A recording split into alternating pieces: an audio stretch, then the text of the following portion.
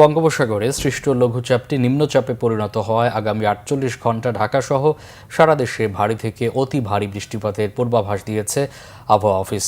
দেশের ৪ নম্বর বন্দরকে সমুদ্র বন্দরকে ৩ নম্বর ও নৌবন্দরগুলোকে ২ নম্বর সতর্ক সংকেত দেখিয়ে যেতে বলা হয়েছে। এদিকে ভারী বৃষ্টির কারণে পার্বত্য অঞ্চলে রয়েছে পাহাড় ধসের আশঙ্কা। বিস্তারিত ফজলে রাব্বির প্রতিবেদনে।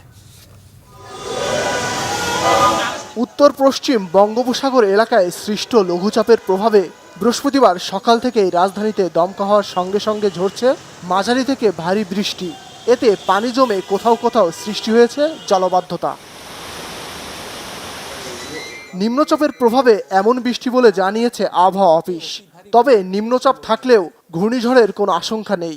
এই নিম্নচাপের প্রভাবে বিশেষ করে উপকূলীয় জেলাগুলোতে বিশেষ করে আমরা যদি বলি যে খুলনা, বরিশাল, চট্টগ্রাম, সিলেট, ঢাকা, ময়মনসিংহ, রংপুর ও রাজশাহী বিভাগের অনেক জায়গায় ভারী থেকে অতি ভারী বৃষ্টিপাতের সম্ভাবনা রয়েছে।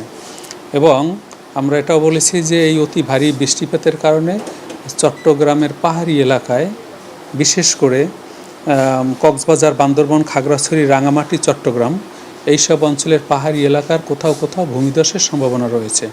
শুক্রবারও রাজধানী ঢাকাসহ সারা দেশে ভারী থেকে অতি ভারী বর্ষণের আশঙ্কা রয়েছে। শনিবার থেকে আবহাওয়া স্বাভাবিক হবে। এই ধরনের বৃষ্টিপাত ঢাকায়ও আগামী ২৪ ঘন্টা এবং ইভেন ৪৮ ঘন্টা পর্যন্ত ঢাকায় ভারী বৃষ্টিপাতের সম্ভাবনা রয়েছে।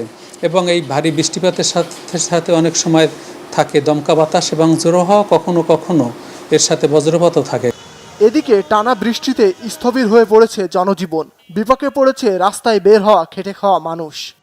রাস্তাঘাটগুলো নষ্ট হয়ে থাকে, পানি জমাট বাইধা থাকে। এগুলো যদি একটু সিটি কর্পোরেশন একটু ভালোভাবে উদ্যোগ নেয় তাহলে হয়তো আমাদের একটু ভোগান্তিটা কমে আসবে। আমার তো কষ্ট, ঠিক আছে, কোনো কিছু হরা যায় না। রিক্সার জমা আছে ৪-৪৫০ টাকা, ঠিক আছে, গাড়ি না আলিয়া পারেন তো আমরা চলতে পারি না।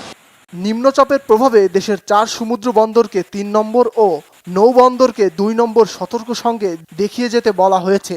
সেই সঙ্গে বঙ্গোপসাগরে অবস্থানরত সব ধরনের মাছ ধরা নৌকা ও ট্রলারকে নিরাপদ আশ্রয়ে থাকতে বলা হয়েছে।